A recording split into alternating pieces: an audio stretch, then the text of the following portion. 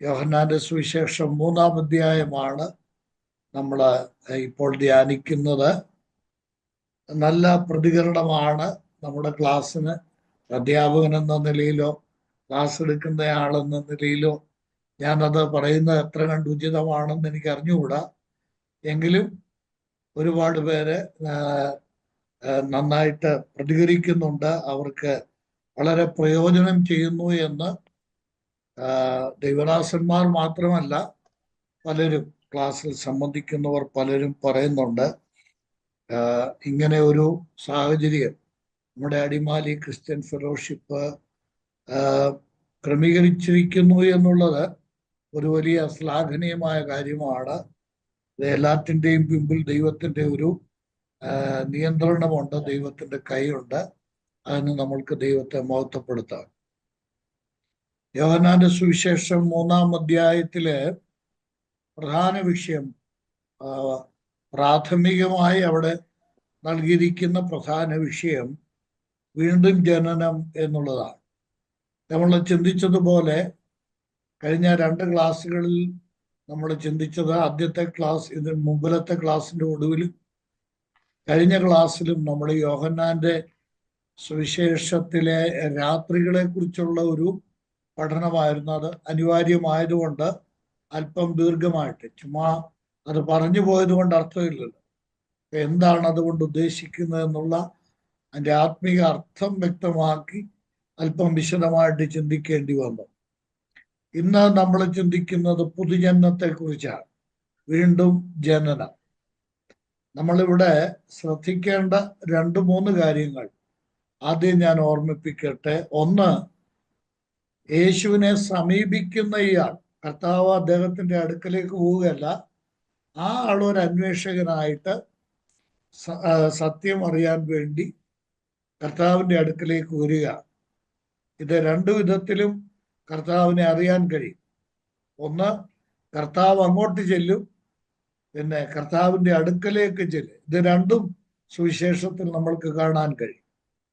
ഈ കർത്താവിന്റെ അടുക്കൽ വന്നയാള് പല വിധത്തിൽ യഹൂദന്മാരുടെ ഇടയിൽ പ്രാധാന്യം അർഹിക്കുന്ന ആളായിരുന്നു എന്ന് നമ്മൾ കണ്ടു. അദ്ദേഹം ഒരു സെൻഹദ്രീം സംഘാംഗമായിരുന്നു, പ്രമുഖനായ ഒരു പരീശനായിരുന്നു, അഥവാ ന്യായപ്രമാണ പണ്ഡിതനായിരുന്നു. മൂന്നാമത്, അദ്ദേഹം ഇസ്രായേലിന്റെ ഉപദേഷ്ടാവായിരുന്നു. അത് നമ്മൾ കാണുകയുണ്ടായി 10-ാം വാക്യത്തിൽ. യേശു കർത്താവിന് തന്നെ അറിയാമായിരുന്നു അദ്ദേഹം ഇസ്രായേലിന്റെ ഒരു ഉപദേഷ്ടാവായിരുന്നു. ജനമധ്യത്തിൽ സ്വാധീനം ഉണ്ടായിരുന്ന ഒരു മഹാനായ മനുഷ്യനായിരുന്നു നിക്കോദെമാസ്. ഈ നിക്കോദെമാസ് എന്ന വാക്കിന്റെ അർത്ഥം ഞാൻ ഒരു പ്രാവശ്യം പറഞ്ഞായിരുന്നു, ഓർക്കുന്നതെന്ന് അറിഞ്ഞുകൂടാ, എങ്കിലും ഞാൻ ആവർത്തിക്കാം. ജയിച്ചടക്കുന്നവൻ, കീഴ്പ്പെടുത്തുന്നവൻ എന്നാണ് അതിന്റെ അർത്ഥം. അദ്ദേഹം രാത്രിയിൽ യേശുവിന്റെ അടുക്കൽ വന്നു. അപ്പൊ ഞാനത് വ്യക്തമാക്കി, അദ്ദേഹം രാത്രിയിൽ യേശുവിന്റെ അടുക്കൽ വന്നത് സമൂഹത്തെ ഭയന്നായിരുന്നു, യഹൂദന്മാരെ ഭയന്നായിരുന്നു.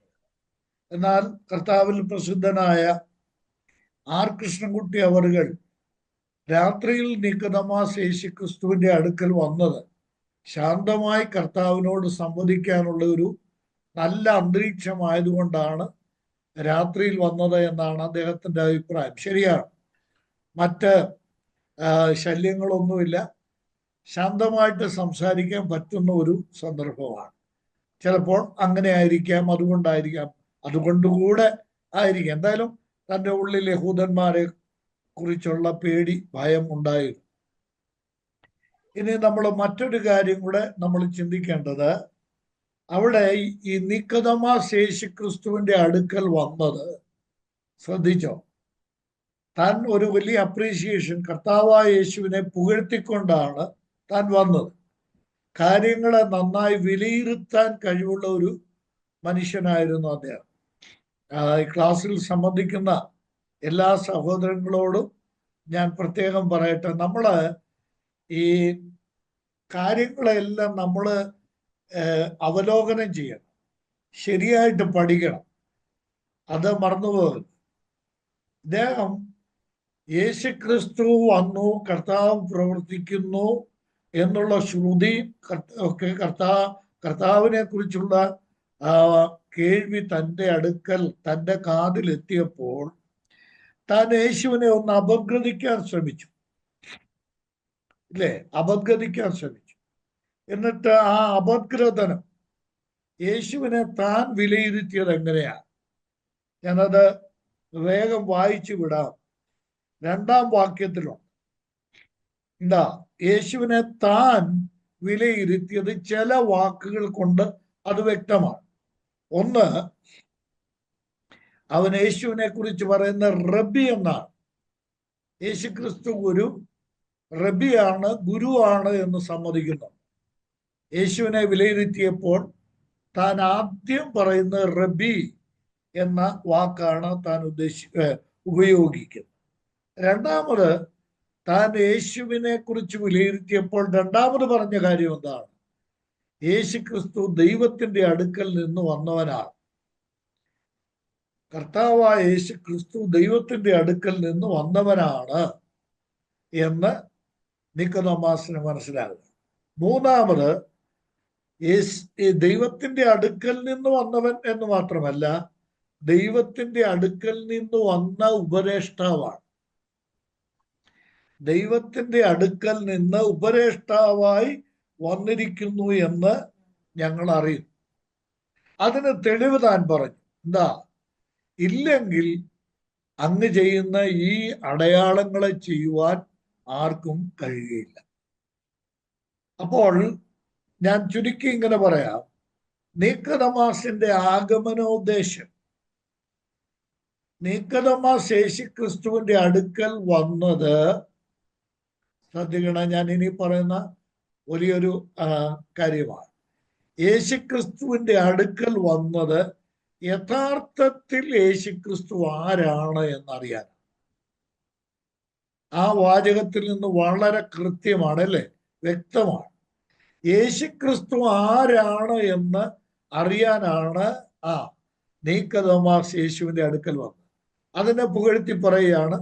അത് തൻ്റെ ഉള്ളിൽ തട്ടി പറയുന്നതാണ്. കേവലം ഒരു അതിശയോക്തിപരമായിട്ടുള്ള മുഖസ്തുതി പ്രയോഗമല്ല. യേശുക്രിസ്തുവിനെ സന്തോഷിപ്പിക്കാൻ വേണ്ടി ചിലരെ നമ്മള് ചില സ്ഥലത്തൊക്കെ ആളുകളെ ഉയർത്തി ഇങ്ങനെ പുകഴ്ത്തി പറയും. അങ്ങനെ പറഞ്ഞാൽ അത് ഉള്ളിൽ തട്ടി തന്നെ താൻ പറയുന്ന ഒരു കാര്യമാണ്. എന്താ? കർത്താവെ, അവിടുന്ന് കർത്താവ് എന്ന് വിളിക്കുന്നില്ല, അവിടുന്ന് ഒരു റബ്ബിയാണ്, നല്ലൊരു ഗുരുവാണ്. രണ്ട്, ആ ഗുരുവിന്റെ വേറൊരു വേർഷനാണ് താൻ പറയുന്നത്. എന്താ? ദൈവത്തിന്റെ അടുക്കൽ നിന്ന് വന്ന ഗുരുവാണ്, ഉപദേഷ്ടാവാണ്, പഠിപ്പിക്കാനായിട്ട് ദൈവത്തിന്റെ അടുക്കൽ നിന്ന് വന്നതാണ്. മൂന്നാമത്, ദൈവത്തിന്റെ അടുക്കൽ നിന്ന് വന്ന് അവിടുന്ന് ഞങ്ങളെ ഉപദേശിക്കുന്നവനാണ്. അതിന്റെ തെളിവായിട്ട് താൻ പറയുന്നത് എന്താ? ഇല്ലെങ്കിൽ അങ്ങ് ചെയ്യുന്ന ഈ വലിയ അടയാളങ്ങളെ ചെയ്യുവാൻ ആർക്കും സാധിക്കുകയില്ല. നമ്മള് ഇവിടെ ഈ ഭാഗത്ത് നിന്ന് ശ്രദ്ധിച്ചു നോക്കിയാൽ നിക്കോദെമാസ് യേശുക്രിസ്തുവിനെ ശരിയായി വിലയിരുത്തുകയാണ്. ദൈവത്തിന്റെ അടുക്കൽ നിന്ന് വന്ന ഉപദേഷ്ടാവ്.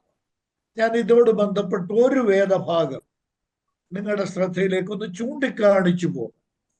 നമ്മള് ഈ ക്രൈസ്തവ ലോകത്തിൽ ഇന്ന് സംഭവിച്ചിരിക്കുന്ന വലിയ ഒരു അപച്യുതിയുണ്ട്. അത് എന്താണെന്ന് ചോദിച്ചാൽ, ഒരു മൂല്യച്യുതി എന്നാ പറയുന്നതാണോ, അതിന് ശരിയായിട്ടുള്ള പദം എന്താണെന്ന് നിങ്ങൾ തന്നെ ചിന്തിക്കുന്നത് നന്നായിരിക്കും. യോഹന്നാന്റെ 1-ാം ലേഖനം 4-ാം അധ്യായം, യോഹന്നാന്റെ 1-ാം ലേഖനം 4-ാം അധ്യായത്തിന്റെ 1-ാം വാക്യം നോക്കുക. എന്താ? പ്രിയമുള്ളവരെ, കള്ളപ്രവാചകന്മാർ പലരും ലോകത്തിലേക്ക് പുറപ്പെട്ടിരിക്കയാൽ ഏതാത്മാവിനെയും വിശ്വസിക്കാതെ ആത്മാക്കൾ ദൈവത്തിൽ നിന്നുള്ളവയോ എന്ന് ശോധന ചെയ്യുകയും. നമ്മൾ ഈ കാണുന്നതിനെ എല്ലാം വെട്ടി വിഴുങ്ങ. ബൈബിളിലെ വാക്യം പറയുന്നത് കൊണ്ട്, യേശുക്രിസ്തുവിന്റെ നാമം പറയുന്നത് കൊണ്ട്, ബൈബിളിലെ ചില പ്രബോധനങ്ങൾ പറയുന്നത് കൊണ്ട് അദ്ദേഹത്തെ അല്ലെങ്കിൽ ആ ആളിനെ ഒരു ദൈവ മനുഷ്യനായി നമ്മൾ വിലയിരുത്തരുത്. നമ്മൾ കാര്യങ്ങളെ അപഗ്രഥിക്കണം. എന്താ, ദൈവത്തിങ്കൽ നിന്നുള്ളതാണോ ഇത്? നോക്കണം, നിക്കോദെമോസ് പറഞ്ഞ എന്താണ്? യേശുക്രിസ്തുവിനെ ശരിയായി വിലയിരുത്തിയിട്ട് പറയുകയാണ്, അവിടുന്ന് ദൈവത്തിന്റെ അടുക്കൽ നിന്ന് വന്നവനാണ്. അത് ശോധന ചെയ്യണം. ഇപ്പൊ ഞാൻ നിങ്ങൾക്ക് ക്ലാസ് എടുക്കുന്നു, ദൈവവചനം പ്രഘോഷിക്കുകയൊക്കെ ചെയ്യുമ്പോഴും നിങ്ങളും വിലയിരുത്തേണ്ട ഒരു കാര്യമാണ്. എന്താ, വാസ്തവത്തിൽ ദൈവത്തിങ്കൽ നിന്നുള്ള ഒരു ദൈവദാസനാണോ? അദ്ദേഹത്തിൽ വ്യാപരിക്കുന്നത് ദൈവത്തിന്റെ ആത്മാവാണോ? ഞാൻ പറയട്ടെ, എപ്പോഴും ശ്രദ്ധിക്കണം, കള്ളനോട്ടിന്റെ കൂടെ, നല്ല നോട്ടിന്റെ കൂടെയാണ് കള്ളനോട്ട് ചെലവാക്കുന്നത്. കേട്ടോ, എപ്പോഴും നല്ല നോട്ടിന്റെ കൂടെ കള്ളനോട്ട് ചെലവാക്കും. അപ്പോൾ അതുകൊണ്ട് വളരെ കരുതലോടുകൂടെ വേണം നമ്മൾ ആത്മീകരെയും ആത്മീക ശുശ്രൂഷകരെയും സമീപിക്കാനായി. എല്ലാവരെയും അങ്ങ് നമ്മൾ സ്വീകരിക്കരുത്. ഞാൻ ഇത് തന്നെ ഒരു വലിയ പഠനമാണല്ലോ, ഞാൻ അവിടേക്ക് പോകുന്നില്ല. കൊരിന്ത്യരുടെ ഏറ്റവും വലിയ, കൊരിന്തു സഭയിലെ വിശ്വാസികളുടെ ഏറ്റവും വലിയ പരാജയം, അവരുടെ ഏറ്റവും വലിയ തോൽവി എവിടായിരുന്നറിയാമോ? കൊരിന്ത്യർക്ക് എഴുതിയ 2-ാം ലേഖനം 11-ാം അധ്യായത്തിന്റെ 4-ാം വാക്യത്തിലുണ്ട്. 2 കൊരിന്ത്യർ 11:4. എന്താ, അവരുടെ അടുക്കൽ വന്ന ആര് സുവിശേഷം പറഞ്ഞാൽ പൗലോസ് പറയാ, വേറൊരു സുവിശേഷം നിങ്ങൾക്ക് ഒരു ബുദ്ധിമുട്ടില്ല. പിന്നെ ഞങ്ങൾ പ്രസംഗിക്കാത്ത മറ്റൊരു യേശുവിനെ പ്രസംഗിക്കുക. ഞങ്ങൾ പ്രസംഗിക്കാത്ത മറ്റൊരു യേശു, ആ യേശുവിനെ സ്വീകരിക്കാൻ നിങ്ങൾക്ക് ബുദ്ധിമുട്ടില്ല. നിങ്ങൾക്ക് ലഭിക്കാത്ത ഒരാത്മാവ്, ആ ആത്മാവിനെ കുറിച്ച് ആരെങ്കിലും വന്ന് പറഞ്ഞ് ഇങ്ങനെ പിന്നെ വിതരണം ചെയ്യുകയാണെങ്കിൽ അത് നിങ്ങൾക്ക് വിഷയമല്ല. ഞങ്ങൾ പ്രസംഗിക്കാത്ത വേറൊരു സുവിശേഷം. സഹോദരങ്ങളെ, ഞാൻ ഓർമ്മിപ്പിക്കട്ടെ, നമ്മൾ ഏതൊരു ആത്മീക പ്രവർത്തകനെയും ആത്മീയരെയും വിലയിരുത്താം. ഇരമ്യ പ്രവാചകൻ പറയുന്നുണ്ട്, ഞാൻ അയച്ചില്ലെങ്കിലും അവർ പോയി എന്ന് പറയുന്നുണ്ട്. ദൈവം അയക്കാത്തവർ പോവുക, ഇത് വളരെ അപകടകരമായ കാര്യമാണ്. എന്നാൽ നിക്കോദെമോസ് യേശുക്രിസ്തുവിനെ പഠിച്ചു, എന്നിട്ട് ഞാൻ വ്യക്തമായിട്ട് തനിക്ക് ബോധ്യമായി, എന്താ, ദൈവത്തിന്റെ അടുക്കൽ നിന്ന് വന്ന ഉപദേഷ്ടാവാണ് കർത്താവ്. ഇനിയും ഞാൻ പറയാൻ വന്ന കാര്യം നോക്കുക. ഈ 2-ാം വാക്യത്തിൽ നിന്ന് വ്യക്തമാകുന്ന ഒരു കാര്യമുണ്ട്. വാസ്തവത്തിൽ യേശുക്രിസ്തുവിന്റെ അടുക്കൽ നിക്കോദെമോസ് വന്നത് എന്തിനാണെന്നറിയാമോ? യേശുക്രിസ്തു ആരാണെന്നറിയാൻ. യഥാർത്ഥത്തിൽ കർത്താവായ യേശുക്രിസ്തു ആരാണ് എന്ന് അറിയാൻ വേണ്ടിയാണ് ഇദ്ദേഹം യേശുവിന്റെ അടുക്കൽ വന്നത് എന്ന് പറഞ്ഞാൽ, ഞാൻ ഒന്നുകൂടെ അത് ആ സാഹചര്യത്തോട് ചേർത്ത് കോർത്തിണക്കി പറയാം. അപ്പോൾ എല്ലാവർക്കും ഒരു സംശയമാണ്, യേശുക്രിസ്തു മെശിയായാണോ? യേശുക്രിസ്തു വരാൻ പോകുന്ന മെശിയായാണോ, ക്രിസ്തുവാണോ എന്ന് പലരും സംശയിക്കുകയാണ്. അപ്പോൾ നിക്കോദെമോസിന് അറിയേണ്ട കാര്യം, ഞങ്ങൾക്ക് ലഭിച്ച ന്യായപ്രമാണം പഴയ നിയമം വെച്ച് ഞങ്ങൾ കാത്തിരിക്കുന്ന ഒരു മെശിയയുണ്ട്, അവിടുന്ന് മെശിയാണോ? ഇതാണ് തൻ്റെ ചോദ്യത്തിന്റെ അർത്ഥം. ഇതാണ്, നീ ചെയ്യുന്ന അടയാളങ്ങൾ വേറൊരാൾക്കും ചെയ്യാൻ കഴിയുന്ന അടയാളങ്ങളല്ല. അപ്പോൾ തീർച്ചയായിട്ടും നീ ക്രിസ്തു ആയിരിക്കാനാണ് സാധ്യത. അവിടുന്ന് ക്രിസ്തുവാണോ എന്നാണ് ഇദ്ദേഹത്തിന് അറിയേണ്ടിയിരുന്നത്. താൻ അന്വേഷിച്ചു വന്നത് അതാണ്. ഒരു നല്ല അന്വേഷകൻ എന്ന നിലയിൽ അന്വേഷിച്ചു വന്നത് അതാണ്. എന്നാൽ യേശുക്രിസ്തു അവനോട് പറഞ്ഞ മറുപടി ശ്രദ്ധിക്കണേ, കർത്താവ് ആരാണെന്നല്ല. ഞാൻ ആരാണ് എന്നല്ല യേശുക്രിസ്തു പറഞ്ഞത്. അവിടെ കർത്താവ് തന്നെ കുറിച്ചല്ല പറയുന്നത്. ശ്രദ്ധിച്ചോ?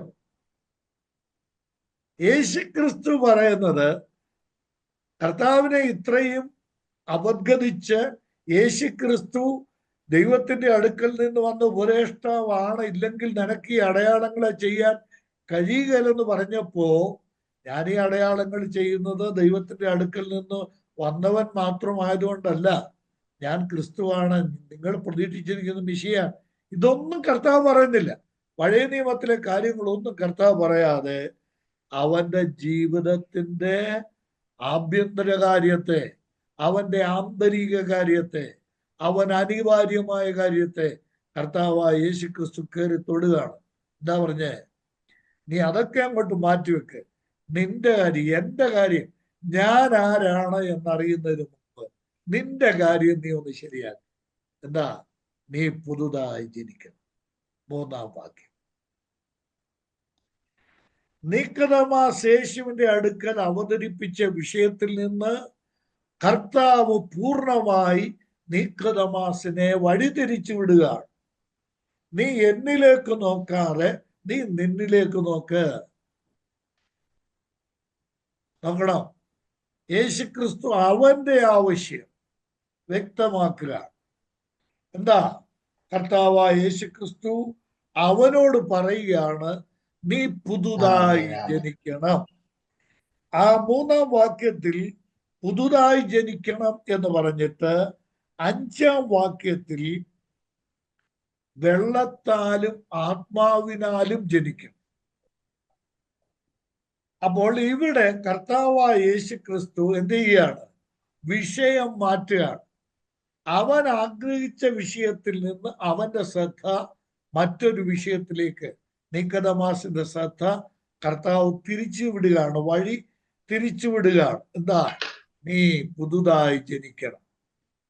ഈ വേദപുസ്തകം നമ്മൾ പഠിച്ചാൽ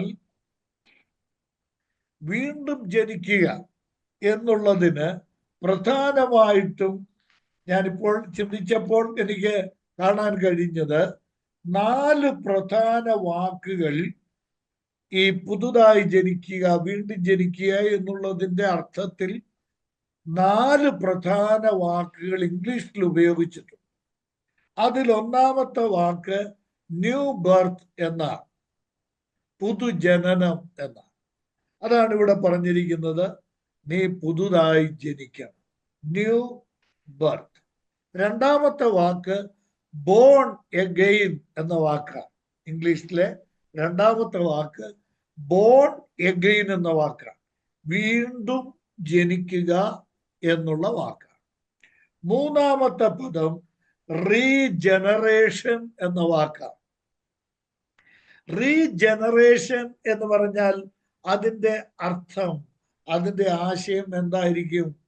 ഒരു പുതിയ കുലം, ഒരു പുതിയ വംശം, ഒരു പുതിയ ഒറിജിൻ, ഒരു പുതിയ ആരംഭം, ഒരു പുതിയ സ്രോതസ്. അതാണ് വിഷയം. റീജനറേഷൻ എന്ന് പറഞ്ഞാൽ ജനറേഷന്റെ ഒരു മാറ്റം ഉണ്ട് ഇവിടെ. എന്താ? നമ്മൾ വാസ്തവത്തിൽ നമ്മുടെ ഒറിജിൻ എവിടുന്നാ? നമ്മുടെ ഒറിജിൻ എന്ന് പറയുന്നത്, ശ്രദ്ധിക്കണേ, നമ്മുടെ ഒറിജിൻ എന്ന് പറയുന്ന ആദാമിൽ നിന്നാ. ആ ആദാമിൽ നിന്നുള്ള ജനറേഷൻ, ആ ഒറിജിൻ മാറിയിട്ട് എവിടെ നിന്ന്? ദൈവത്തിൽ നിന്നുള്ളൊരു പുതിയ ഒറിജിൻ, ശ്രോതസ്, ദൈവത്തിൽ നിന്ന് ജനിക്കുക. ഇത് രണ്ടാണ്. ഇത് രണ്ടും പാരലായിട്ട്, സമാന്തരമായിട്ട് നിൽക്കുന്നതാണ്. ഇത് ഒന്നിന്റെ പരിച്ഛേദമല്ല മറ്റേത്. ആദാമ്യ ജനനത്തിന്റെ പരിച്ഛേദനമല്ല പുതുജനനം, വീണ്ടും ജനനം. മറിച്ച് എന്താ? ആദാമ്യ ജനനത്തിന്റെ പരിച്ഛേദമല്ലാതെ വേറൊരു സ്രോതസ്സിൽ നിന്നുള്ള ജനനമാണ്. അത് ദൈവത്തിൽ നിന്നുള്ള ജനനമാണ്. ആ ജനനമാണ് ഇവിടെ കർത്താവായ യേശുക്രിസ്തു ഉദ്ദേശിക്കുന്നത്. എൻ്റെ പ്രിയ സഹോദരങ്ങളെ, ഇതൊരു ചെറിയ കാര്യമല്ല. നമ്മുടെ നാടൻ ഭാഷ പറഞ്ഞാൽ ഇതൊരു ചില്ലറ കാര്യമല്ല. നമ്മുടെ യഥാർത്ഥ ഒറിജിൻ എന്ന് പറയുന്നത് ആദാമിൽ നിന്നുള്ള ജനനമാണ്, അതിന്റെ പിന്തുടർച്ചയാണ്. എന്നാൽ അതുണ്ട്, ആ ആദാമിൽ നിന്നുള്ള പിന്തുടർച്ചയിലാണ് നിങ്ങൾ ഇപ്പോൾ കാണുന്ന പി എസ് തമ്പാൻ. ഈ പുറം കൂടൊക്കെ നിങ്ങൾ കാണുന്നുണ്ടല്ലോ, ഈ പി എസ് തമ്പാൻ. പക്ഷേ ആ ഒറിജിൻ മാറണം, വേറൊരു ഒറിജിൻ ഉണ്ടാകണം, വേറൊരു ഉത്ഭവം, വേറൊരു സ്രോതസ്, വേറൊരു ആരംഭം, വേറൊരു ജനനം. അതാണ് റീജനറേഷൻ എന്ന് പറയുന്നത്. ആ വംശാവലിയിൽ തന്നെ, കുലത്തിന് തന്നെ വംശം സംബന്ധിച്ച് തന്നെ മാറ്റം വരിക. ഒന്ന് മാനുഷിക വംശമാണ്, മറ്റേത് ദൈവിക വംശമാണ്. ദൈവത്തിന്റെ ഒറിജിനലിൽ നിന്നുള്ള ഒരു ജനനം. മനസ്സിലാകുന്നെന്ന് ഞാൻ വിചാരിക്കുക. ഇത്രയും ഈ വീണ്ടും ജന്മത്തെ ഇത്രയും കൃത്യമായിട്ട് എത്ര പേർ ഗ്രഹിച്ചിട്ടുണ്ട് എന്ന കാര്യത്തിൽ എനിക്ക് ബലമായ സംശയമുണ്ട്.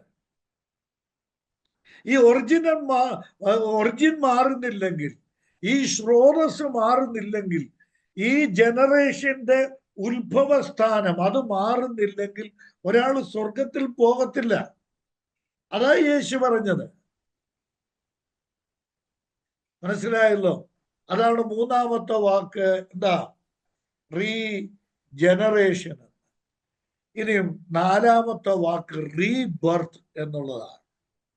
എനിക്ക് ഈ ഭൂമിയിൽ ഒരു ജനനം ഉണ്ടായി. ഏതാണ്? എൻ്റെ മാതാപിതാക്കളിൽ നിന്ന് എനിക്കൊരു ജനനം ഉണ്ടായി. ആ ജനനം കൊണ്ട് ഞാൻ പോകുന്നത് നരകത്തിലാണ്. ആ ജനനം കൊണ്ട് പോകാൻ കഴിയുന്നത് നരകത്തിലേക്ക് മാത്രമാണ്. എനിക്ക് രണ്ടാമതൊരു ജനനം ഉണ്ടാകണം, റീബർത്ത്. കേട്ടോ? ഒന്നാമത്തെ ജന്മത്തിന്റെ പരിഷ്കരിച്ച രൂപമല്ല ഈ റീബർത്ത് എന്ന് പറയുന്നത്. ഒരു നവീകരണം, ഒരു വണ്ടിക്ക്, ഒരു പഴയ വണ്ടി, ആ വണ്ടിയുടെ ബോഡി മാറി അല്ലെങ്കിൽ പെയിന്റ് മാറി ആ വണ്ടി പിന്നെ ഇറക്കുന്നതല്ല വീണ്ടും ജനനം. ഇഞ്ചൻ മാറുന്നതാണ്. ഈ അർത്ഥത്തിലാണ് ഈ 4 വാക്കുകൾക്കും അതിൻ്റെതായ അർത്ഥം തിരുവഴുത്തിൽ നമ്മൾക്ക് കാണാൻ കഴിയുന്നത്. അപ്പോൾ പുതുജനനം എന്ന് പറയുന്നത് ഈ 4 വാക്കുകളോട് ചേർത്ത് നമ്മൾ പഠിക്കാൻ ആവശ്യമുള്ള കാര്യമാണ് എന്ന ഈ പദപ്രയോഗങ്ങളിൽ നിന്ന് വീണ്ടും നിങ്ങൾക്ക് ഗ്രഹിക്കാൻ കഴിഞ്ഞു എന്ന് ഞാൻ വിചാരിക്കുക. ഇനിയും വീണ്ടും, എഗെയിൻ, വീണ്ടും ജനിക്കുക. വീണ്ടും, എഗെയിൻ എന്ന വാക്ക്, അതിന് ഗ്രീക്കിൽ കൊടുത്തിരിക്കുന്നത് അനോഥൻ എന്ന വാക്ക്, എന്ന പദം. അനോഥൻ എന്ന പദം മനസ്സിലാവുന്നു? വീണ്ടും ജനനം എന്നുള്ളതിന്, അഥവാ വീണ്ടും എന്നുള്ളതിന്, അല്ലെങ്കിൽ രണ്ടാമത് എന്നുള്ളതിന്, നമ്മുടെ ഇവിടെ നിക്കോദെമോസ് അങ്ങനെ തന്നെയാ ചോദിക്കുന്നത്. 4-ാം വാക്യം നോക്കിയേ. നിക്കോദേമോസ് അവനോട്, മനുഷ്യൻ മൃതനായ ശേഷം ജനിക്കുന്നത് എങ്ങനെ? രണ്ടാമതും അമ്മയുടെ ഉദരത്തിൽ കടന്ന് രണ്ടാമതും. ഇത് രണ്ടാമത്തെ ജനനമാണ്. ഒന്നാമത്തെ ജനനം ഏതാണ്? 1957 ഞാൻ ജനിച്ച ജന്മം, അത് ഒന്നാമത്തെ ജന്മം. രണ്ടാമത്തെ ജന്മം ഏതാണ്? 1970 ഞാൻ ജനിച്ച ജന്മം. ഈ ഒരു ജനനം മാത്രമുള്ളവർക്ക് 2 മരണമുണ്ട്.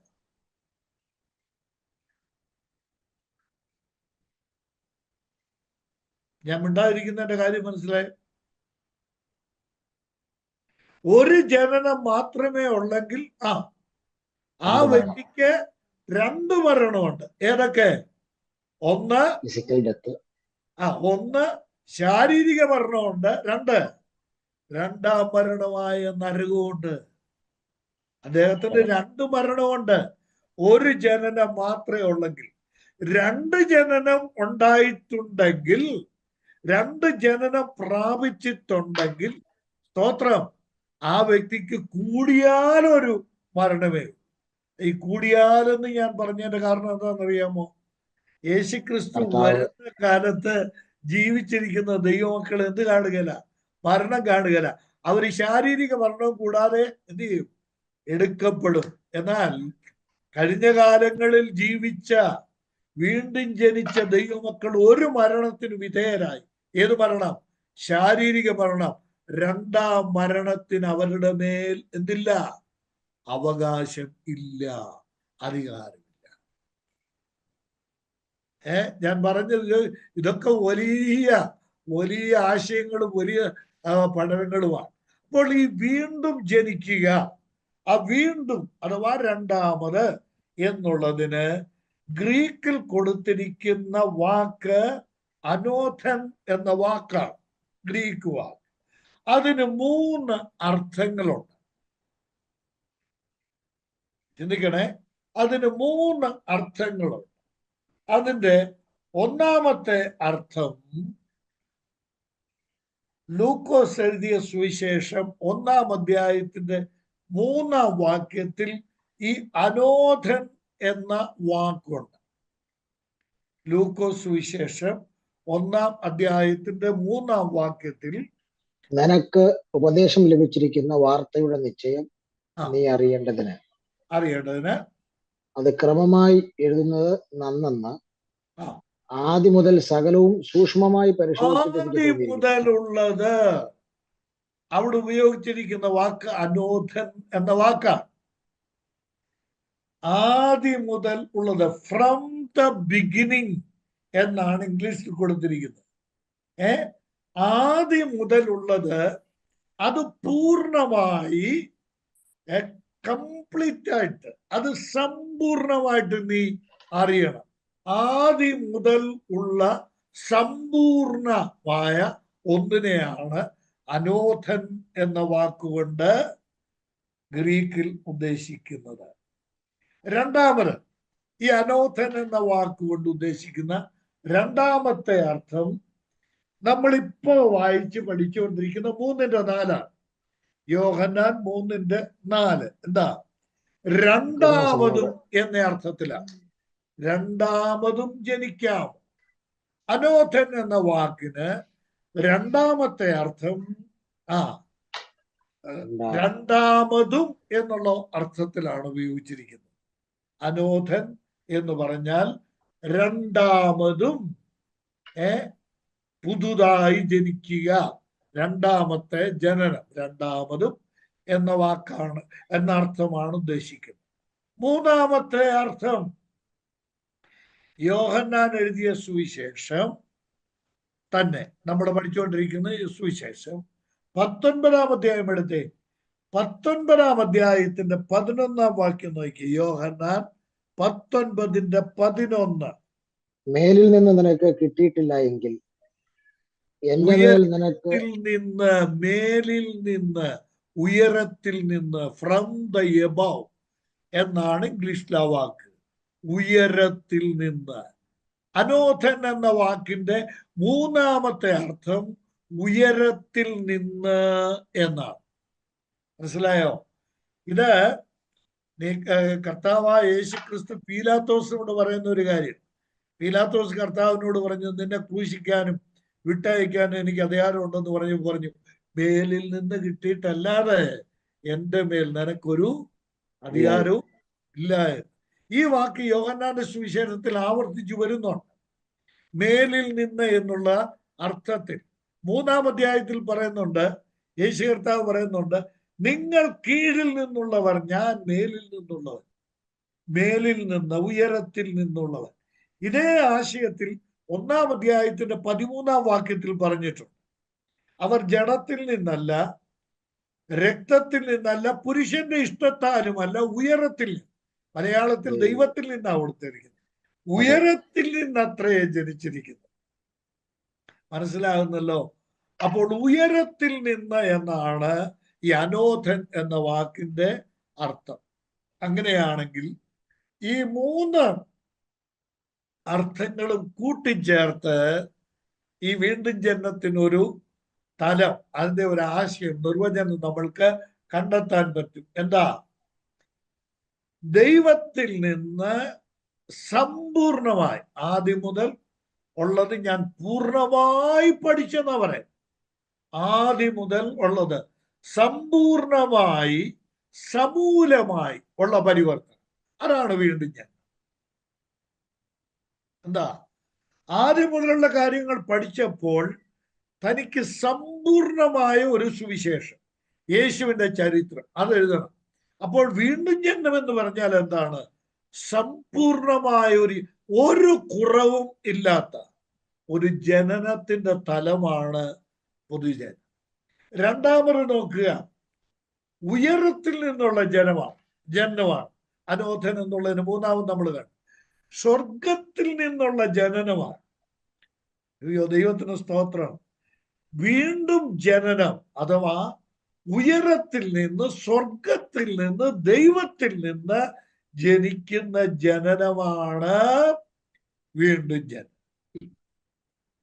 മൂന്നാമത്തത് നമ്മൾ കണ്ട അർത്ഥമാണ് എന്താ? രണ്ടാമത് ജനിക്കുക. രണ്ടാമത് ജനിക്കുക. ഞാൻ ഒരു വാചകത്തിൽ ഇത് ഇങ്ങനെ പറയാം, വളരെ വിശദമായിട്ട് ചിന്തിക്കേണ്ട കാര്യം ഞാൻ സംക്ഷിപ്തമായിട്ട് പറയാം. ഇത് രണ്ടും രണ്ട് ജനനമാണ്. രണ്ട് ജനനമാണ്. ഒന്ന്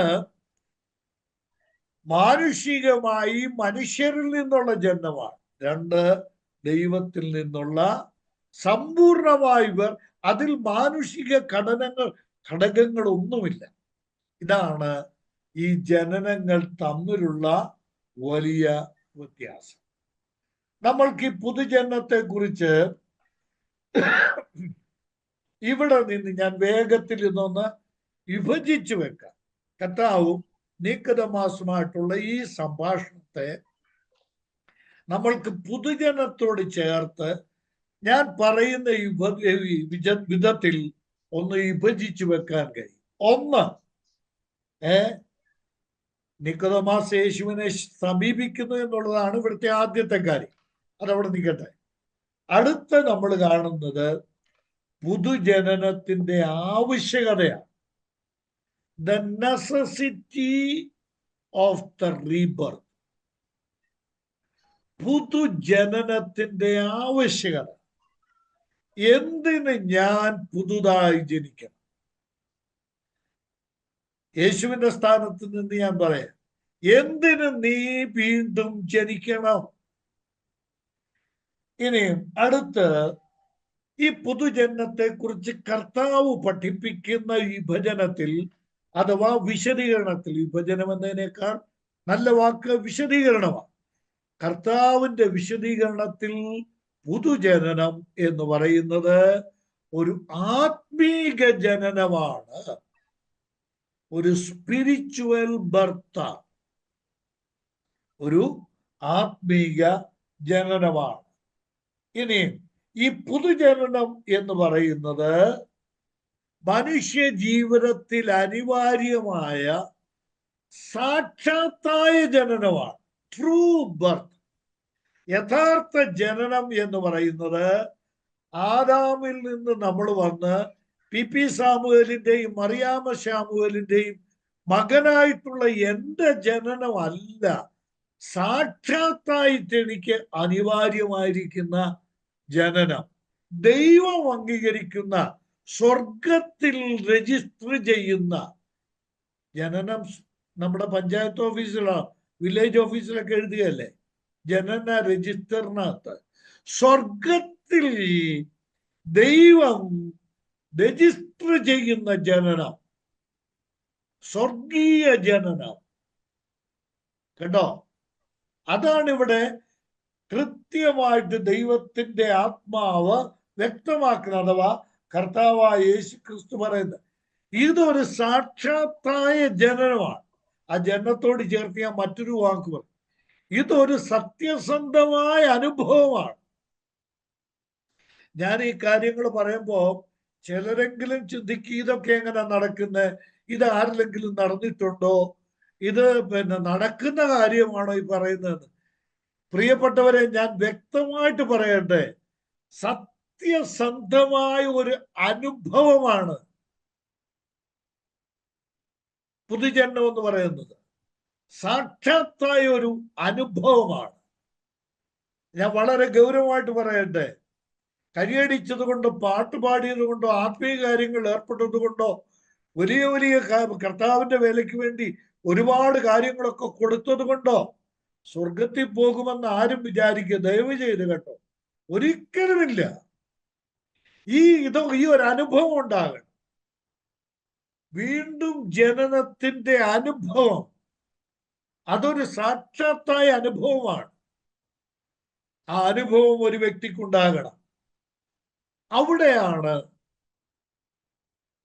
ജീവിതം. ഇപ്പൊ ഞാൻ പറയട്ടെ, നമുക്ക് നമ്മുടെ അമ്മയുടെ ഉദരത്തിൽ നിന്ന് നമ്മൾ പിറന്നു ജനിച്ചു എന്നുള്ളത് ഒരനുഭവമാണോ? അനുഭവമാണ്. അതൊരു അനുഭവമാണ്. ആർക്കും നിഷേധിക്കാൻ കഴിയാത്ത ഒരനുഭവമാണ്.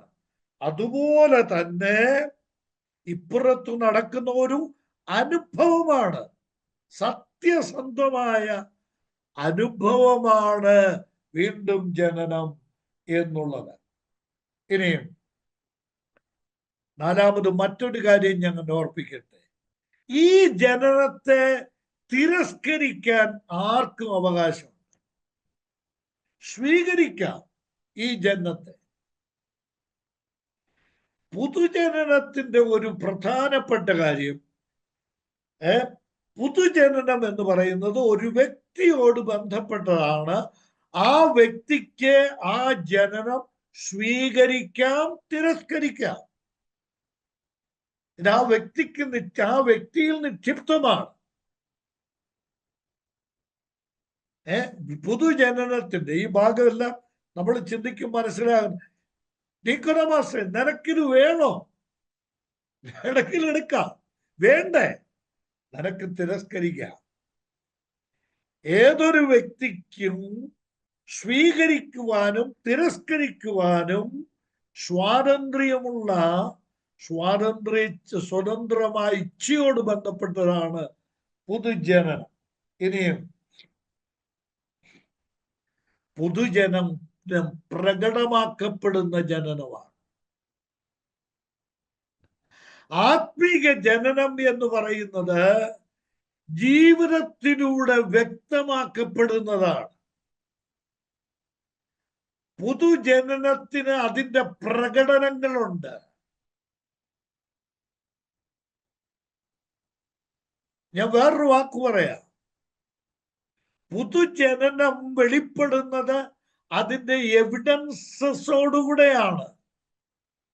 ഞാൻ പുതുതായി ജനിച്ചു എന്ന് അതിന്റെ തെളിവ്, അതിന്റെ പ്രകടനം, the appearance of salvation, the appearance of rebirth, പുതുജനനത്തിന്റെ പ്രത്യക്ഷത.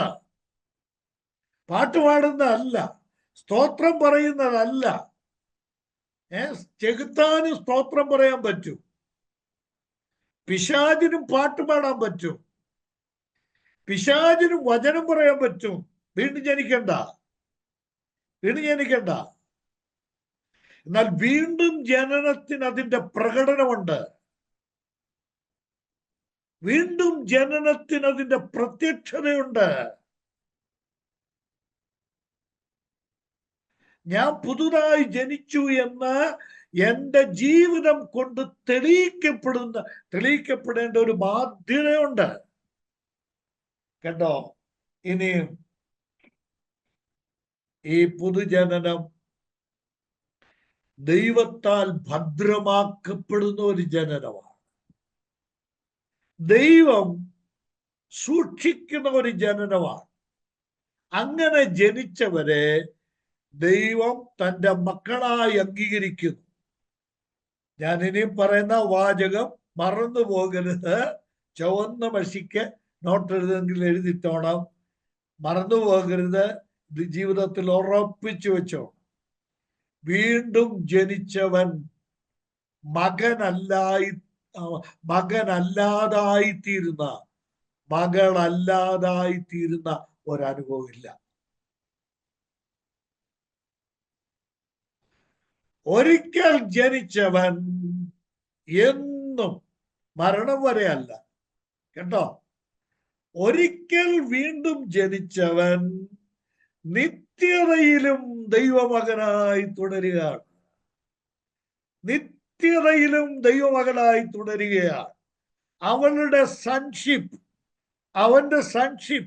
പുത്രത്വം ഒരിക്കലും നഷ്ടപ്പെടുന്നില്ല. അത് ജനിതപരമാണ്, അത് ജനനപരമാണ്. ഒരിക്കലും വിചാരിക്കരുത് പുതുതായി ജനിച്ചവന്റെ പുത്രത്വം ഏതെങ്കിലും കാരണവശാൽ നഷ്ടപ്പെട്ടു പോകുമെന്ന് ദയവ് ചെയ്താലും വിശ്വസിക്കരുത്. കാരണം എന്താ? ഒരിക്കൽ ജനിച്ചാൽ എന്നും ജനിച്ചതാണ്. ഇത് ജനനത്തിന്റെ ബേസിക് പ്രിൻസിപ്പിളാണ്.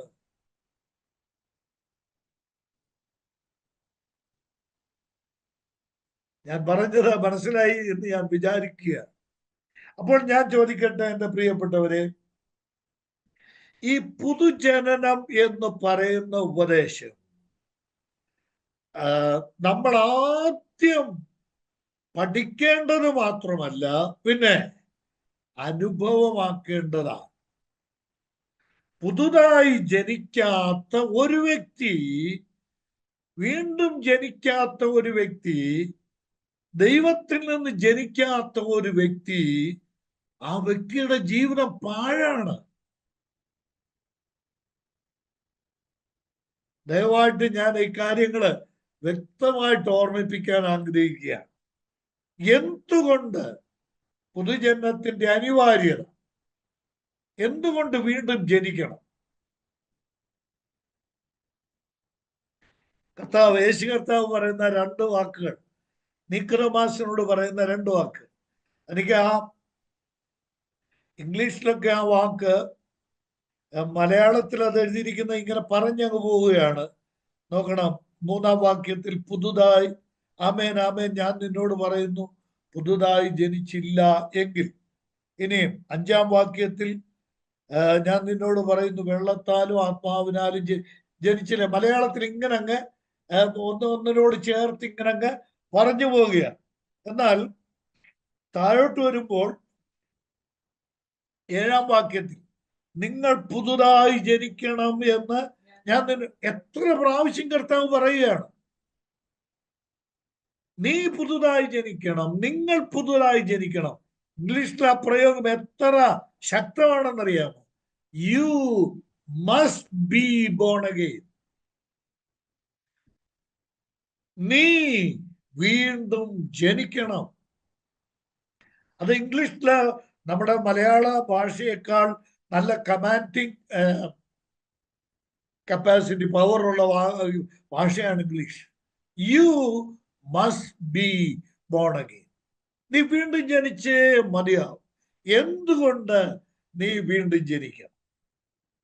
ഇവിടെ കർത്താവായ യേശു ക്രിസ്തു എന്തുകൊണ്ട് എന്ന ചോദ്യത്തിന് ഉത്തരം നൽകുന്നുണ്ട്. 3-ാം വാക്യത്തിൽ ഒന്നുകൂടെ ശ്രദ്ധിച്ചാട്ട്, നീ പുതുതായി ജനിച്ചില്ലെങ്കിൽ ദൈവരാജ്യം കാണുവാൻ കഴിയുകയില്ല. 5-ാം വാക്യത്തിൽ വെള്ളത്താലും ആത്മാവിനാലും ജനിച്ചില്ലെങ്കിൽ കടക്കുവാനും ആർക്കും കഴിയുകയില്ല. അപ്പൊ ഇത് രണ്ടും രണ്ടായിട്ടൊക്കെ ചിലർ വ്യാഖ്യാനിക്കാറുണ്ട്. എനിക്കതിന് ഉള്ള വശമില്ല കേട്ടോ. എന്താ ഇത്? കാണുന്നതും കടക്കുന്നതും രണ്ടാണ് എന്നൊക്കെ പറയാറുണ്ട്. എനിക്ക് അങ്ങനെ വ്യാഖ്യാനിക്കാൻ കഴിയുന്നില്ല.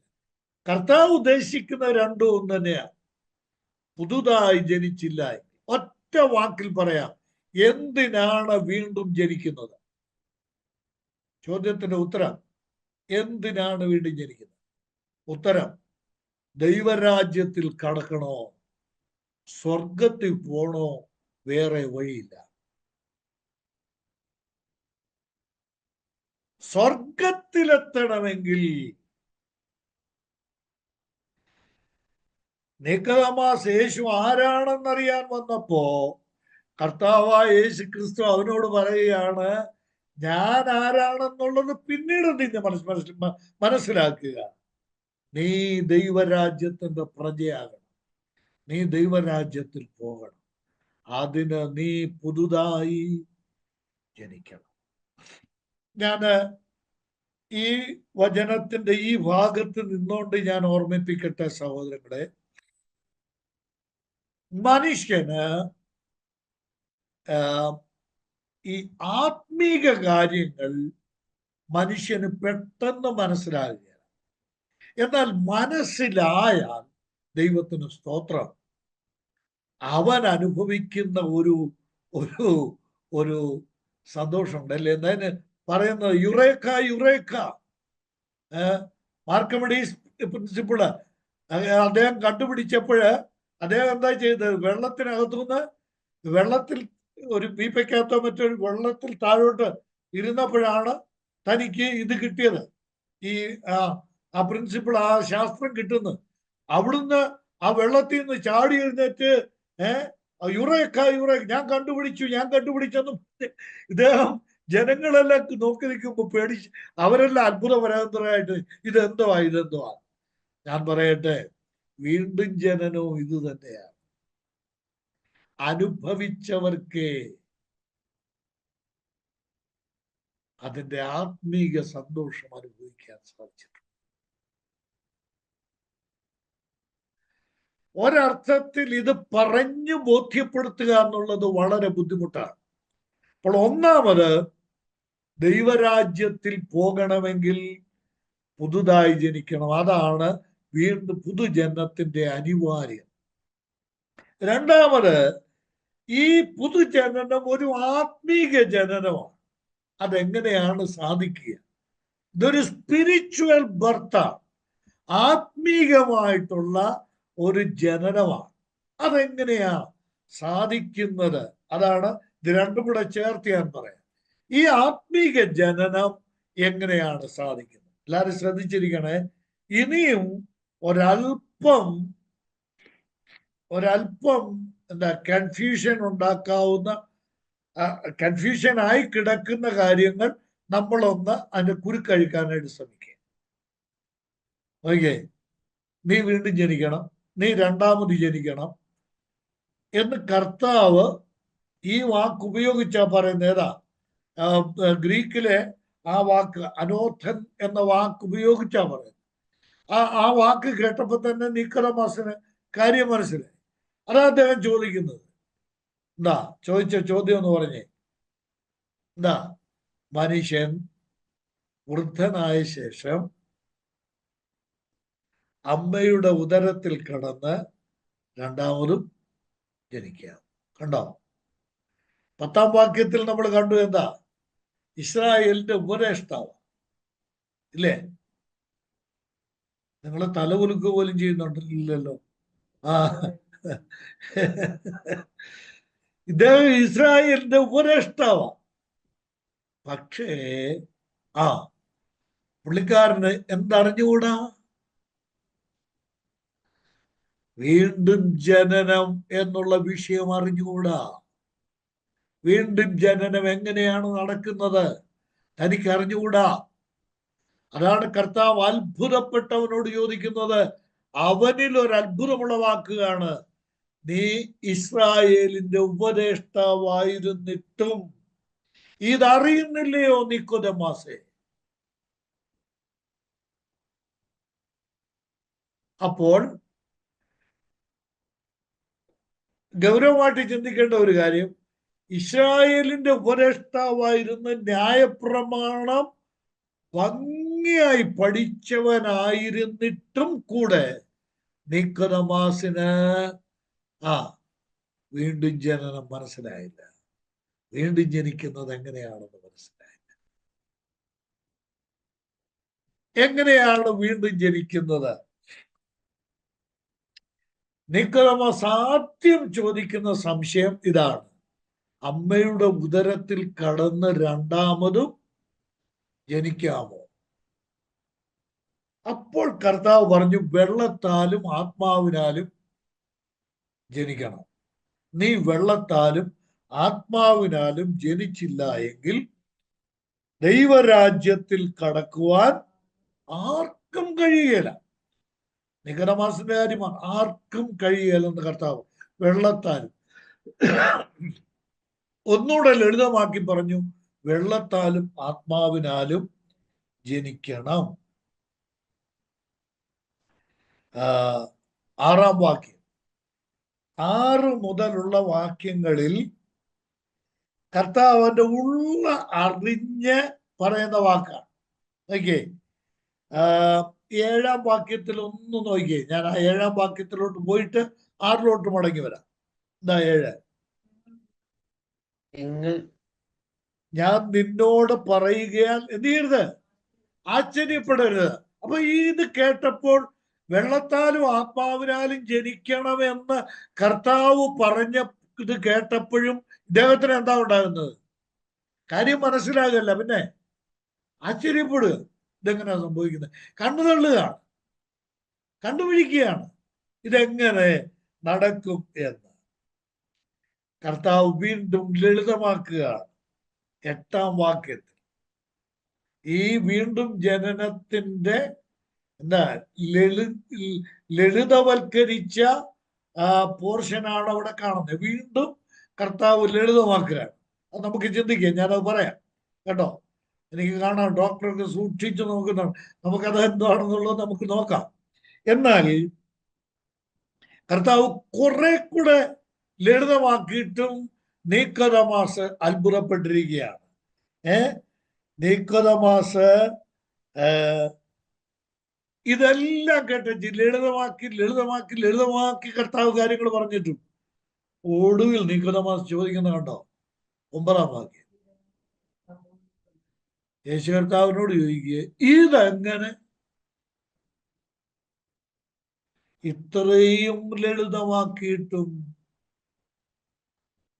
തനിക്ക് മനസ്സിലായില്ല? ഞാൻ പറയാൻ വന്ന ആശയം ഇതാണ്. ഈ പുതുജനനം എന്നുള്ളത് എത്ര ലളിതമാക്കി പറഞ്ഞ് ഗ്രഹിപ്പിക്കാൻ ശ്രമിച്ചാലും ഒടുവിൽ സംശയിക്കുകയാണ്, ഇതെങ്ങനെ സംഭവിക്കും? ഇന്ന് എൻ്റെ ഈ വാക്കുകൾ കേൾക്കുന്ന, യൂട്യൂബിലായിക്കൊള്ളട്ടെ, നമ്മുടെ ഈ ക്ലാസ്സിൽ നേരിട്ട് കേൾക്കുന്നവരാകട്ടെ, ഞാൻ ചോദിക്കട്ടെ, കർത്താവ് പറഞ്ഞ ഈ കാര്യങ്ങൾ, PS സംഭവം പറഞ്ഞ് അങ്ങ് മാറ്റുവേ, കർത്താവ് പറയുന്ന ഈ വാക്കുകൾ കേൾക്കുമ്പോൾ എൻ്റെ കർത്താവേ, ഇതെങ്ങനെയാണ് നടക്കുന്നത്, ഇതെങ്ങനെ സംഭവിക്കും എന്ന് സംശയിക്കുന്നെങ്കിൽ അതൊരു നല്ല ലക്ഷണം തന്നെയാണ്. ഇതെങ്ങനെ നടക്കും അതറിയണം. നമ്മുടെ കർത്താവ് ഇത് ലളിതമാക്കിയത് എങ്ങനെയാണ് എന്ന് നമുക്ക് നോക്കാം. ആദ്യം 6-ാം വാക്യം നോക്കുക. എഴുതുകയും ചിന്തിക്കുകയും കൂടെ ചെയ്യണം. കർത്താവ് ലളിതമാക്കുക. എന്താ? 1, ജഡത്താൽ ജനിച്ചത് ജഡമാകുന്നു, ആത്മാവിനാൽ ജനിച്ചത് ആത്മാവാണ്. ശ്രദ്ധിക്കണേ, കർത്താവ് നിക്കോദെമാസിനോട് 2 ജനനത്തെ കുറിച്ച് പറയുക. എന്താ? നീ നിക്കോദെമാസേ, നിനക്ക് സ്വാഭാവികമായ ഒരു ജനനം ഉണ്ടായി, അതുകൊണ്ടാണ് നീ എൻ്റെ മുമ്പിൽ ഇവിടെ വന്നിരിക്കുന്നത്. ആ ജനനം ഏതാണെന്നറിയാമോ?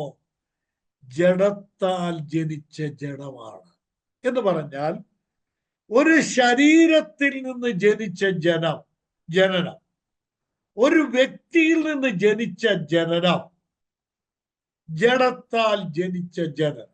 ഈ ജനനത്തിന് 1-ാം അധ്യായത്തിലേക്ക് നോക്കി. ഇത് 1-ാം അധ്യായത്തിൽ യോഹന്നാൻ അപ്പോസ്തലൻ എഴുതി വച്ചിട്ടുണ്ട്. 1-ാം അധ്യായത്തിന്റെ 13-ാം വാക്യം നോക്കി. 13-ാം വാക്യം.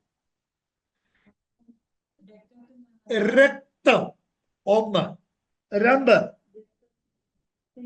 ജഡം, 3 പുരുഷൻ. കേട്ടോ? 1, 2, 3 എന്ന് കുറിച്ചിട്ടോ. നിക്കോദെമാസിന്റെ ജനനം ജഡത്താൽ ജനിച്ച ജഡം എന്ന് പറഞ്ഞാൽ എന്താ? സമയത്ത് നിർത്തിയും വേണം, ഞാൻ തുടങ്ങി വെച്ചും പോയി. ജഡത്താൽ ജനിച്ച ജഡം എന്ന് പറഞ്ഞാൽ എന്താ? ആ ജനനം എങ്ങനെയാ? ആ ജനനത്തിന്റെ പിൻപിൽ 3 ഘടകങ്ങളുണ്ട്. എന്തൊക്കെ? ഒന്ന്, രക്തം.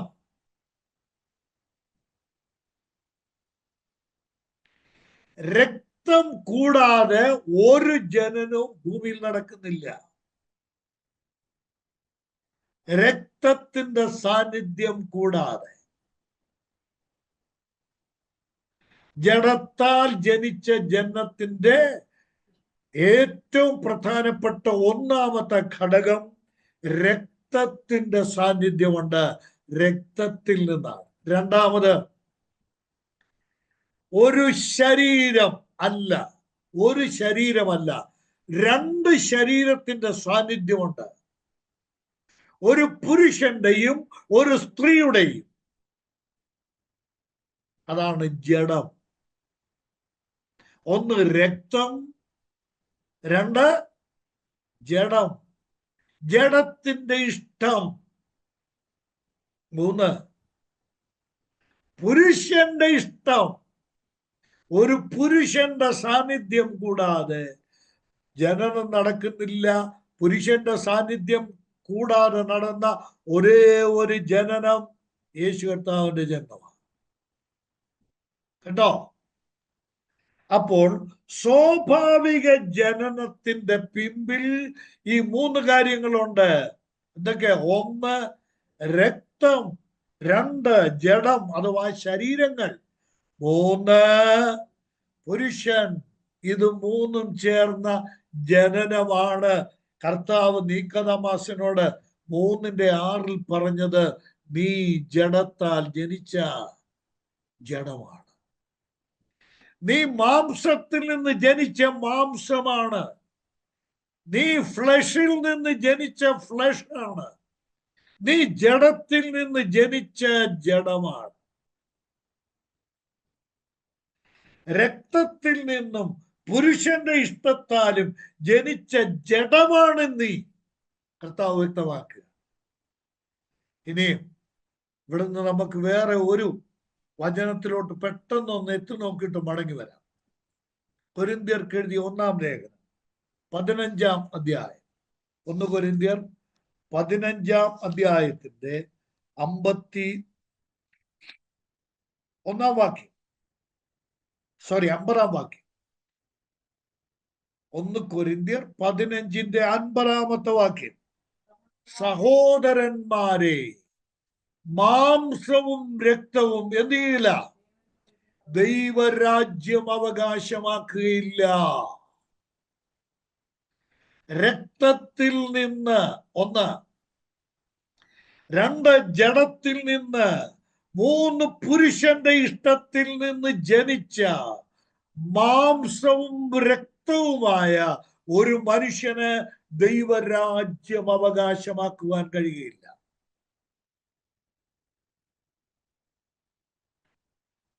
കണ്ടോ? ലോകത്തിൽ പിറന്നു ജീവിക്കുന്ന സകല മനുഷ്യർക്കും ഈ ജനനമുണ്ട്. ഏത് ജനനം? രക്തത്തിൽ നിന്ന്, ജഡത്തിൽ നിന്ന്, പുരുഷന്റെ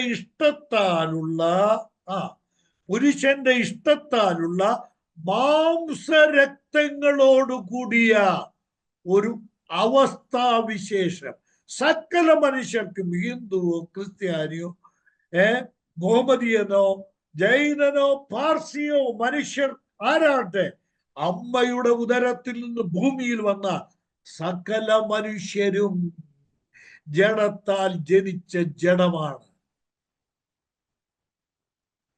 യേശു കർത്താവ് നിക്കോദെമോസിനോട് പുതുജന്മത്തെ കുറിച്ച് ലളിതവൽക്കരിച്ച് പറയുകയാണ്. നിക്കോദെമോസേ, നീ ജഡത്താൽ ജനിച്ച ജഡമാണ്. ഇതുകൊണ്ട്, ഈ ജഡം കൊണ്ട് നിനക്ക് സ്വർഗത്തിൽ പോകാൻ പറ്റുകയില്ല. എന്ത് ചെയ്യണം?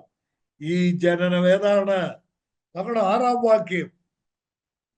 ജഡത്താൽ ജനിച്ചത് ജഡമാകുന്നു. പിന്നെ സ്തോത്രം, സ്തോത്രം, സ്തോത്രം, ആത്മാവിനാൽ ജനിക്കണം, പരിശുദ്ധാത്മാവിനാൽ ജനിക്കണം. നീ എന്റെ മുമ്പിലിരിക്കുന്ന നീക്കൊലമാസ് എന്ന നീ ഇവിടെ ഇരിക്കാൻ കാരണം രക്തമാണ്, ജഡങ്ങളാണ്, ശരീരങ്ങളാണ്. നീ എന്റെ മുമ്പിലിരിക്കാൻ കാരണം ഒരു പുരുഷനാണ്. എന്നാൽ നീ സ്വർഗത്തിൽ ദൈവത്തിന്റെ മുമ്പിലെത്തണമെങ്കിൽ, സ്വർഗത്തിലെത്തണമെങ്കിൽ ഈ ജനനം കൊണ്ട് സാധിക്കയില്ല. നീ ആത്മാവിനാൽ ജനിക്കണം, പരിശുദ്ധാത്മാവിനാൽ ജനിക്കണം. പരിശുദ്ധാത്മാവ് ഒരു വിശ്വാസിയോട് ബന്ധപ്പെട്ട് ആദ്യം ചെയ്യുന്ന കാര്യം, ആദ്യത്തെ കാര്യം ആ വ്യക്തിയെ പുതുതായി ജനിപ്പിക്കുന്നു എന്നുള്ളതാണ്. വീണ്ടും ജനിപ്പിക്കുന്നു എന്നുള്ളതാണ്. കർത്താവ് ഇന്ന് രാത്രി, നമുക്ക് രാത്രിയാണ്, പകല് ആയിരിക്കുന്ന സ്ഥലത്തിരുന്ന് ക്ലാസ് ശ്രദ്ധിക്കുന്നവരുണ്ടാവാം. ഇന്ന് ഈ സമയത്ത് തന്നെ ശ്രദ്ധിക്കുന്നവരോട് ഞാൻ പറയട്ടെ, ഈ ജനനം നടന്നിട്ടുണ്ട്. ആത്മാവിനാലുള്ള ജനനം, ജഡത്താലുള്ള ജനനം ഒരു പ്രോസസ് ആണെങ്കിൽ ആത്മാവിനാലുള്ള ജനനവും ഒരു പ്രോസസ്സാണ്, ഒരു പ്രക്രിയയാണ്. ഒരു ജനനം നടക്കണം. അപ്പോൾ ഇത്രയും പറഞ്ഞിട്ടും എനിക്കും നിങ്ങൾക്കും കർത്താവിനും ഇനി നീക്കോദെമാസ് ഒരു കാര്യം ബോധ്യമായി, തനിക്കൊന്നും മനസ്സിലായില്ല. ഈ പറഞ്ഞ എന്താ മനസ്സിലായില്ല. നീക്കോദെമാസിന് ഇത് മനസ്സിലായില്ലെന്ന് ഈ വായിക്കുന്ന നമുക്കും ബോധ്യമാവും, നമുക്ക് മനസ്സിലാവും. അവിടെ കർത്താവ് 7-ാം വാക്യത്തിൽ പറയും, നിന്റെ ഉള്ളിൽ ഒരു ആശ്ചര്യമുണ്ട്, ഇതെങ്ങനെ സംഭവിക്കുന്നതെന്ന് നീ ഇപ്പോഴും ചിന്തിക്കുക. നിങ്ങൾ പുതുതായി ജനിക്കണമെന്ന് ഞാൻ നിന്നോട് പറയും, നീ ആശ്ചര്യം, നീ ഇപ്പോഴും അത്ഭുതപ്പെട്ടിരിക്കുക. ഇതെങ്ങനെ നടക്കുമെന്നുള്ള കാര്യത്തിൽ നീ അത്ഭുതപ്പെടുക. കർത്താവ് വീണ്ടും ലളിതമാക്കുക. 6-ാം വാക്യത്തിൽ പുതുജന്മത്തിന്റെ നിർവചനം കൃത്യമായി കർത്താവ് പറഞ്ഞു, ജഡത്താൽ ജനിച്ചതുപോലെ തന്നെ ആത്മാവിനാൽ ജനിച്ചെങ്കിലേ ദൈവരാജ്യത്തിൽ കിടക്കുകയുള്ളൂ. ആത്മാവിനാൽ ജനിച്ച ഒരാത്മാവായി നീ മാറണം.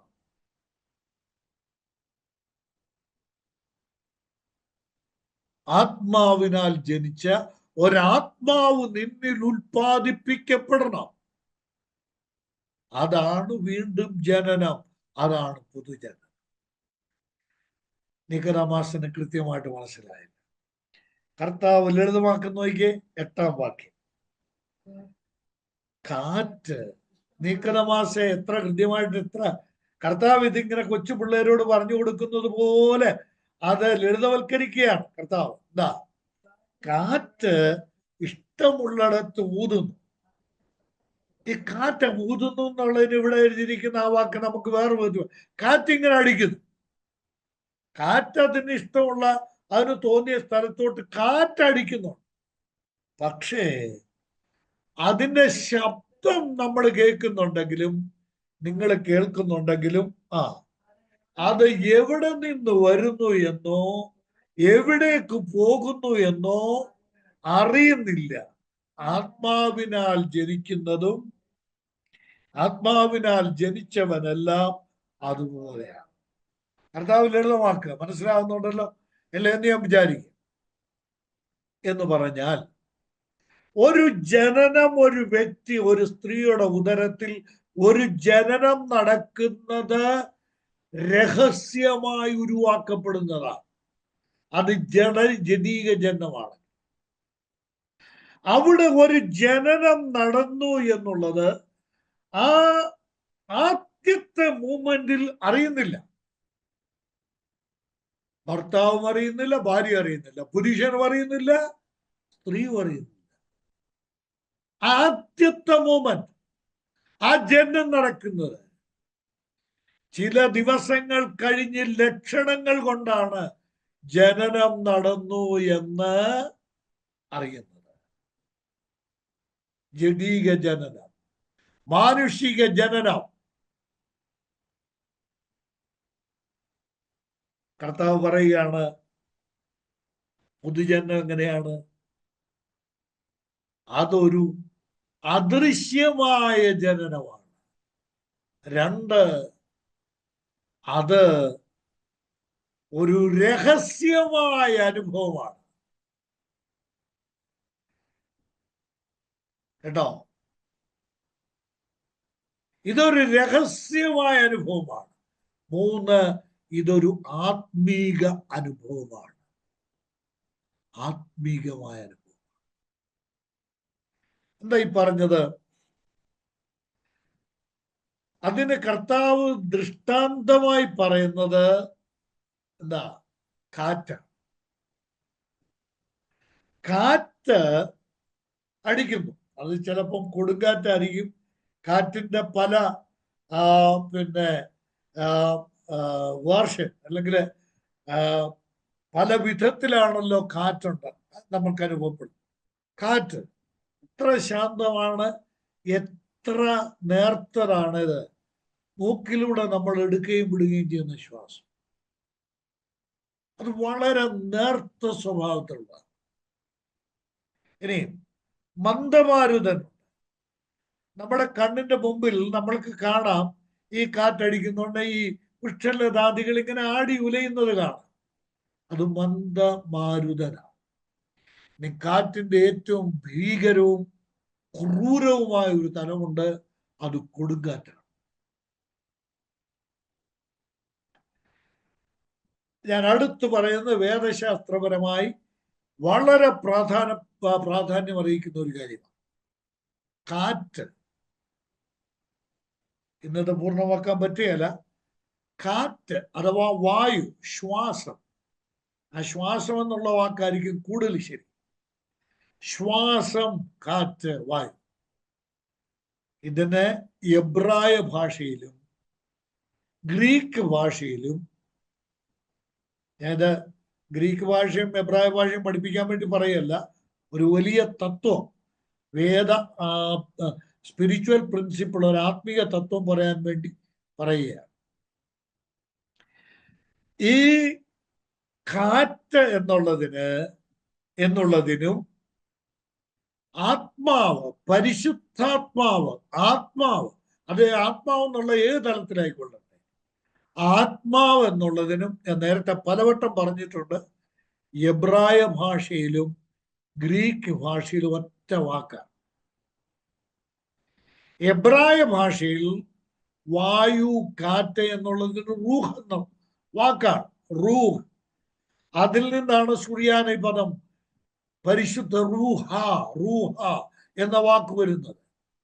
അറബിയിൽ റൂഹ് അല്ലാ എന്ന് പറയുന്നത് ആത്മാവിനെ ഉദ്ദേശിച്ചാണ് അവിടെ പറയുന്നത്. അപ്പോൾ എബ്രായ ഭാഷയിൽ റൂഹ് എന്ന് പറഞ്ഞാൽ അതിന് ആത്മാവ് എന്നർത്ഥമുണ്ട്.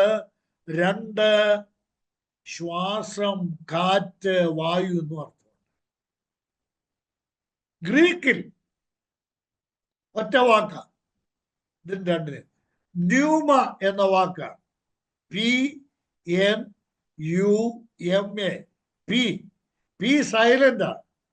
ന്യൂമ എന്ന വാക്കാണ് ഗ്രീക്കിലുള്ളത്. 2 അർത്ഥത്തിലാണ് ഉപയോഗിച്ചിരിക്കുന്നത്. 1, ആത്മാവ് എന്നതിനും 2, ശ്വാസം, വായു, കാറ്റ് എന്നുള്ളതിനും ഈ ന്യൂമ എന്ന വാക്കാണ്. ഇവിടെ കർത്താവ് ഈ വീണ്ടും ജനനം ഉദാഹരിക്കാൻ കൊണ്ടുവന്ന ഈ കാറ്റിനെ കണ്ടോ? കാറ്റ് ആത്മാവിഷ്ടമുള്ളിടത്തേക്ക് പ്രവർത്തിക്കുന്നു. അതെവിടുന്ന് വരുന്നു എന്ന്, എവിടേക്ക് പോകുന്നു എന്നും നീ അറിയുന്നില്ല. എന്നാൽ ഈ വരുന്ന ആത്മാവ്, ഈ കാറ്റ് വൃക്ഷങ്ങളെ ഉലയ്ക്കുന്നത് പോലോ ഒരു വ്യക്തിയിൽ വ്യാപരിക്കുന്നത് പോലെ, ശ്വാസമായി എന്നിലും നിങ്ങളിലും വ്യാപരിക്കുന്നത് പോലെയോ ഈ ന്യൂമ, ഈ റൂഹ് പരിശുദ്ധാത്മാവ് നമ്മളിൽ വ്യാപരിക്കുമ്പോൾ നടക്കുന്ന ജനനമാണ് പുതുജനനം അഥവാ വീണ്ടും ജനനം. അത് അദൃശ്യമാണ്. 2, അത് ആത്മീകമാണ്. 3, അത് ശാന്തമാണ്. ഒരു വ്യക്തിയിൽ ശാന്തമായി, ആരും അറിയാതെ, രഹസ്യമായി, 2, രഹസ്യമായി ഒരു വ്യക്തിയിൽ വ്യാപരിക്കപ്പെടുന്ന ആത്മാവിന്റെ പ്രക്രിയയാണ് സ്തോത്രം, പുതുജനനം, വീണ്ടും ജനനം എന്ന മഹത്തായ ആത്മീയ സാക്ഷാത്തായ സത്യത്തിന്റെ യഥാർത്ഥ കാരണം.